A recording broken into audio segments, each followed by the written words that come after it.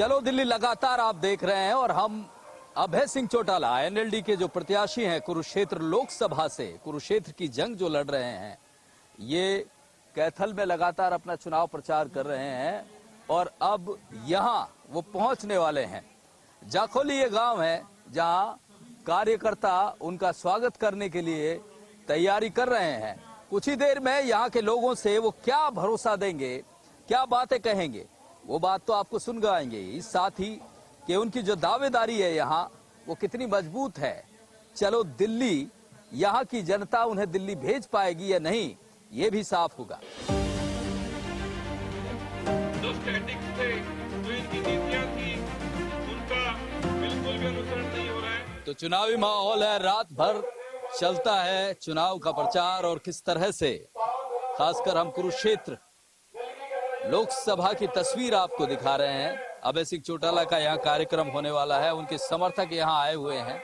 पूरी कोशिश होती है समर्थकों की कि अपनी ताकत दिखाएं, अपने उम्मीदवार में ये जीत की उम्मीद जगाएं।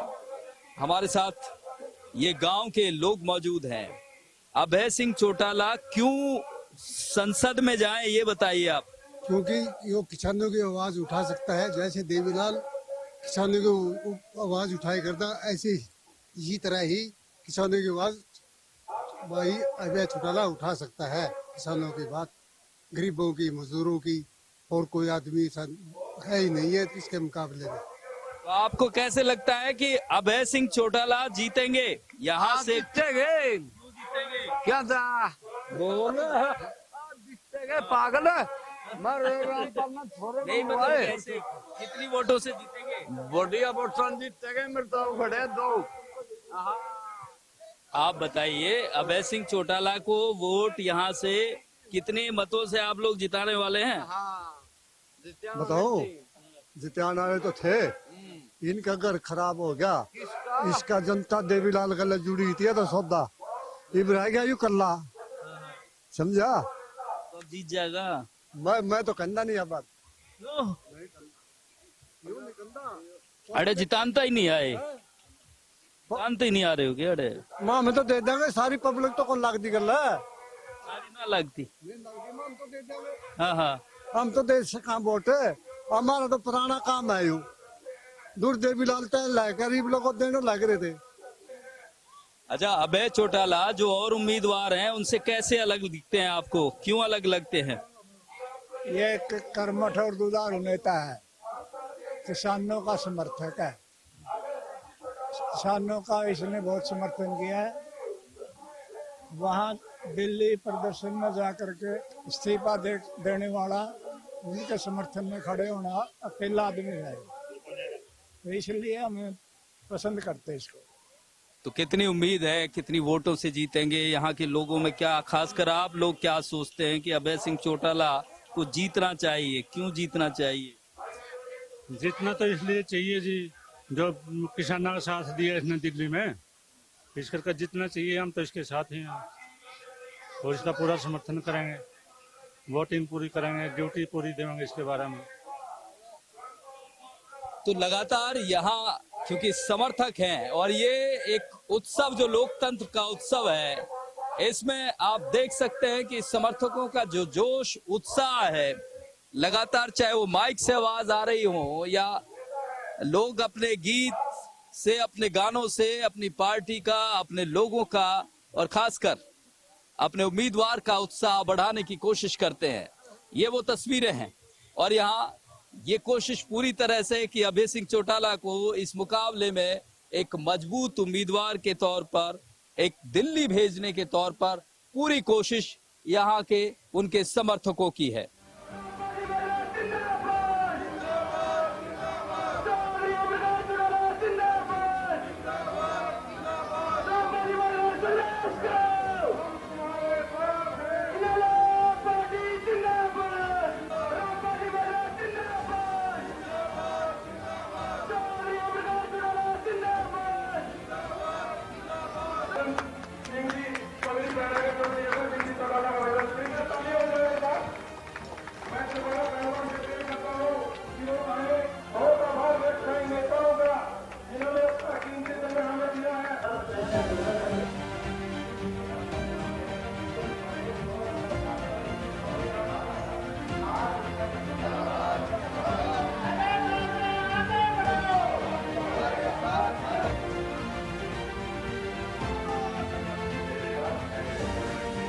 चलो दिल्ली देख रहे हैं आप, कुरुक्षेत्र की जनता, अभय सिंह चौटाला हमारे साथ मौजूद हैं।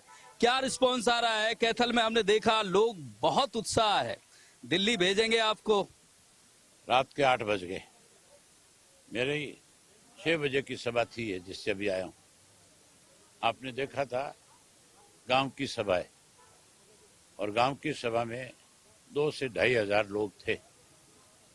अगर गांव की सभा में 2-2.5 हजार लोग हैं और 2-2, 2.5 घंटे इस काम के समय में इंतजार कर रहे हैं, तो फिर लोगों का फैसला है, लोगों का मन बन चुका है कि अब की बार हमने जो 400 पार की बात करते हैं उनको सत्ता से पार करना है। एक और बात आप कह रहे हैं, मोदी की गारंटी पे आपने भाषण में सवाल उठाया। अभय सिंह की क्या गारंटी है कुरुक्षेत्र के लोगों को? अभय सिंह की हर बात के ऊपर पूरे प्रदेश के लोगों को भरोसा है। हर व्यक्ति, किसी से भी पूछो, मेरा विरोधी है उससे भी, कि जो बात मैं कहूंगा चाहे मुझे किसी भी हद तक जाना पड़े उसको पूरा करता हूं। मैं जो वायदा इनके साथ करूंगा, जो बात इनसे कहूंगा उसको पूरा करूंगा। मैं इनकी लड़ाई लड़ूंगा, मैं इनकी आवाज बनूंगा, इनकी नहीं, पूरे प्रदेश के किसान की, देश के किसान की आज एक आवाज और बुलंद करूंगा। आज एक और बयान दिया है आपने कि 2 बनिए हैं और मैं किसान हूँ। कमेरे और आपने लुटेरे की भी बात कही है। इस बयान का क्या मतलब माने? 2 बनिए नहीं, 2 धन्ना सेठ हैं जिनके पास अथाह पैसा है, जो बड़े डकैत कह, इनको मोदी ने भी डकैत कहा है।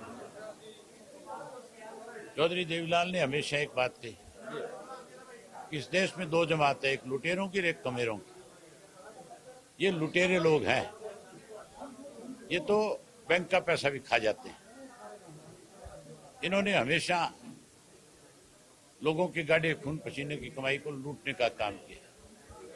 हमने हमेशा आम आदमी की लड़ाई लड़ने का काम किया। एक और बात आ रही है, सुशील गुप्ता कह रहे हैं कि आप वोट काटेंगे, उनको बीजेपी को फायदा पहुंचाएंगे। मैं वोट काटने नहीं आया हूं, मैं लोगों की सेवा के लिए आया हूं। मैं 5 बार का एमएलए हूं। मुझे लोगों ने मेरे पे बहुत भरोसा किया है। आज भी लोगों का भरोसा मेरे ऊपर है। ये जो इस तरह की अफवाह फैला रहे हैं, भ्रम फैला रहे हैं, मैं इनकी गर्दन काटने हैं। बहुत साफ चेतावनी दी है, इतनी आसान लड़ाई नहीं है कुरुक्षेत्र की। अगर बीजेपी ये समझती है, आम आदमी पार्टी ये समझती है, कांग्रेस ये समझती है, अभय सिंह चौटाला पर ये जो भरोसा है, उनका कहना है कि उनकी जुबान ही उनकी गारंटी है। लगातार चलो दिल्ली में अभय सिंह जी से खास बातचीत लगातार जारी रहेगी।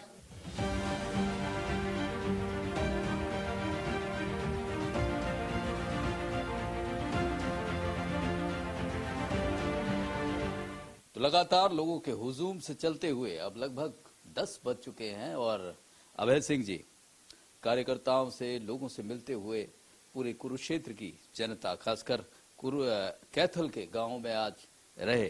सर, हमने देखा लोगों में भारी उत्साह था और निश्चित रूप से एक बदलाव की जो एक उम्मीद उन्हें नजर आ रही है, वो आप में नजर आ रही है। लेकिन कई सारे सवाल भी साथ में उठ रहे हैं, जैसे कि ये बात तो सुशील गुप्ता ने कही कि आप वोट काट रहे हैं। ये पूरे प्रदेश में भी ये सवाल आता है कि कहीं ना कहीं अभय सिंह बीजेपी को फायदा पहुंचाते हैं। ये चाहे वो कांग्रेस के उम्मीदवार को कमजोर करने की कवायद करते हैं। आप एक चीज देखना, करनाल में जो कैंडिडेट आएगा वो सीधे तौर पे भाजपा की मदद करने के लिए आएगा, कांग्रेस का कैंडिडेट। जिस तरह के र्यूमर्स आज हैं, मैं तो लगातार कैसे बीजेपी को सत्ता से बाहर किया जाए, इसके लिए इन कांग्रेस के लोगों को ऑफर दी थी। आज भी ऑफर देता हूं कि अगर कांग्रेस और हम मिलकर लड़े तो 10 की 10 सीटों पे भाजपा सत्ता से बाहर हो जाए। लेकिन कांग्रेस के कुछ नेताओं को ये बात हजम नहीं है।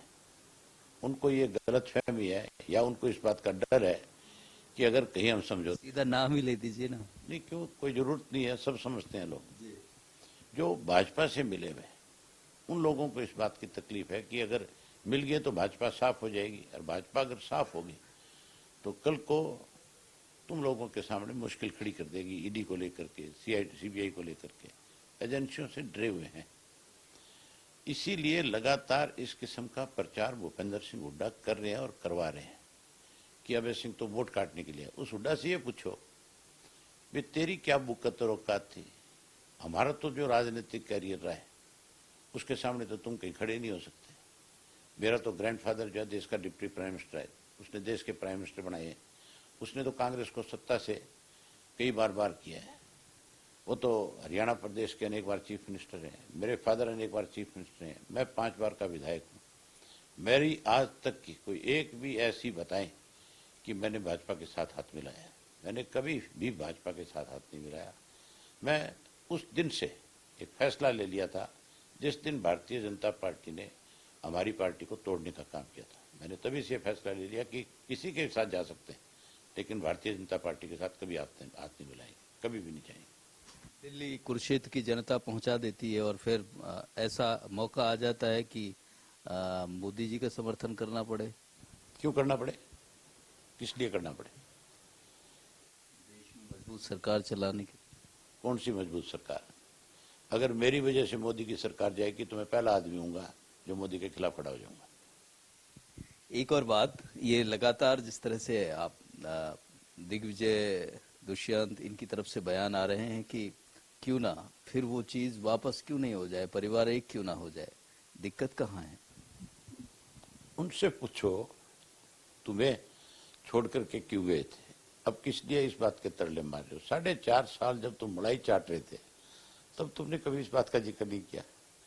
अब जब तुम्हें लात मार के निकाल दिया भाजपा वालों ने और लोगों के सामने अब तुम्हारी असलियत आ गई, इसलिए अब कहीं हमारे साथ न करके हमें और बदनाम करना चाहते हो।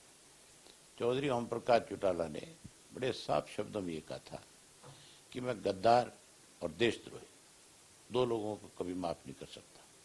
उनका सीधा इशारा था जिस दिन रात को उनको 12:30 बजे हॉस्पिटल से जेल भिजवाया जा रहा था, तब ये लोग उसके केजरीवाल के पार्टनर थे, राजनीतिक पार्टनर। केजरीवाल को क्या पता था चौटाला साहब हॉस्पिटल में, फिर 12:30 बजे चौटाला साहब को हॉस्पिटल से जेल भेजना। ये कोई डॉक्टर रात को 12:30 बजे किसी पेशेंट को जिसकी उम्र 85-86 साल होगी और जिसको कई तरह की तकलीफ होगी, उसको 12:30 बजे क्यों डिस्चार्ज करेगा?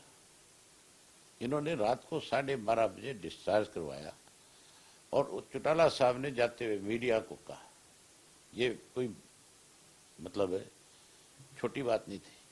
उन्होंने कहा था कि जो गद्दार है और जो देशद्रोही है मैं उनको कभी माफ नहीं करता।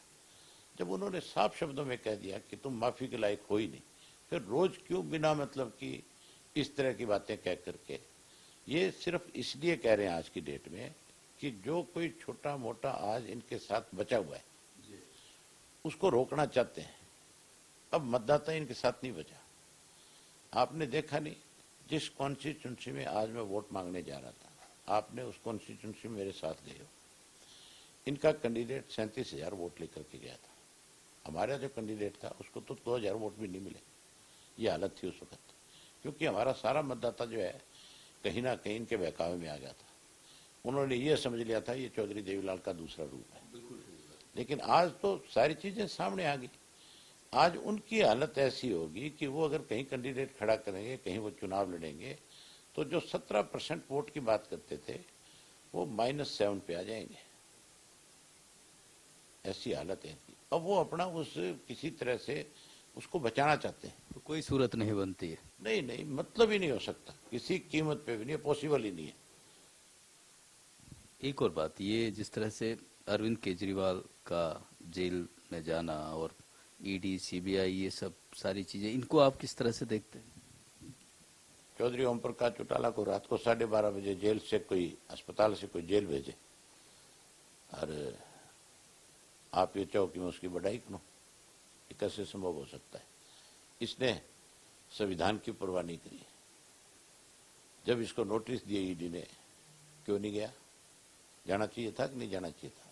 अगर कहीं बेईमान नहीं थे, कहीं अपने आप को ईमानदार कहते थे, तो फिर क्यों नहीं ईडी के सामने जाकर के खड़े हुए? आप भी कई बार कह चुके हैं कि ईडी और सीबीआई का दुरुपयोग होता है दुरुपयोग। ये मैं कहता हूँ दुरुपयोग है, बहुत सारी जगह पे दुरुपयोग है। लेकिन इनके खिलाफ जो मुकदमा बना है या जो ईडी कर रही है, अगर ये कहीं बेईमान नहीं थे तो ये ईडी के सामने गए क्यों नहीं? इनको जाना चाहिए था। डर किस चीज का था?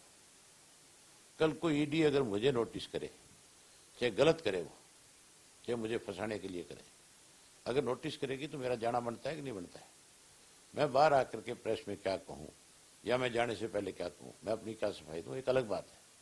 लेकिन अगर मुझे कोई कानूनन नोटिस मिलेगा तो फिर मुझे जाना पड़ेगा। इन्होंने तो कानून से अपने आप को ऊपर समझा। ईडी जो है वो तो कल को प्राइम मिनिस्टर को भी नोटिस दे सकती है। कार्रवाई को सही ठहराते हैं। एक और बात ये कहते हैं कि लोकतंत्र बचाने की लड़ाई है, कांग्रेस भी कहती है और विपक्षी दल भी कहते हैं, और मोदी जी सीधे कहते हैं कि 2047 का भारत विकसित भारत बनाने की बात कर रहे हैं। बड़ा अंतर है दोनों की बातचीत में। आप किस तरफ खड़े? मैं तो पहले दिन से मेरी एक राय थी, आज भी उसी राय पे खड़ा हूं। अगर निष्पक्ष होकर के, निस्वार्थ होकर के विपक्ष एक नहीं हुआ, इकट्ठा नहीं हुआ, तो सबको जेल की सलाखों के पीछे मोदी भेजेगा। और 2047 का विकसित भारत तो बनेगा कि नहीं बनेगा, लेकिन विपक्ष खत्म हो जाएगा। इस देश में चुनाव नहीं होंगे। फिर मोदी जी मनमर्जी करेंगे और मोदी जी एक ऐसा सिस्टम बना देंगे कि उसके बाद जो वो चाहेगी उनकी पार्टी, वो इस देश के सिस्टम को चलाएगी। एक आखिरी सवाल सर आपसे कि कुरुक्षेत्र की जनता आपको दिल्ली भेजती है, तो इसके लिए क्या कहेंगे? कुरुक्षेत्र की जनता को क्या कहेंगे? उनके लिए क्या आपकी तरफ से भरोसा रहेगा? अकेले कुरुक्षेत्र की बात नहीं है। मैं लोकसभा में देश के किसान के लिए जा रहा हूं। जिस तरह से किसान को आज प्रताड़ित किया जाता है, किसान के साथ दोहरा व्यवहार किया जाता है, मैं उनकी लड़ाई लड़ूंगा। मुझे जाने दो, आप फिर देखना, फिर आप कहोगे कि आपका लोकसभा में जाना बहुत जरूरी था। चलो दिल्ली में अभय सिंह चौटाला कह रहे हैं कि ये कुरुक्षेत्र का तो महज ये मैदान ऐसा होगा जहां से पूरे देश की आवाज उठाई जाएगी। एक बार ये मौका कुरुक्षेत्र की जनता का भरोसा उन्हें हासिल हो जाता है, उसके बाद जो लोकतंत्र बचाने की बात है, किसान की बात है, कमेरे की बात है, वो सारी लड़ाइयां इस पूरे देश के सामने दिखेंगी। चलो दिल्ली की खास पेशकश में फिलहाल इतना ही, फिर मिलेंगे। फिलहाल कार्यक्रम में इतना ही। नमस्कार।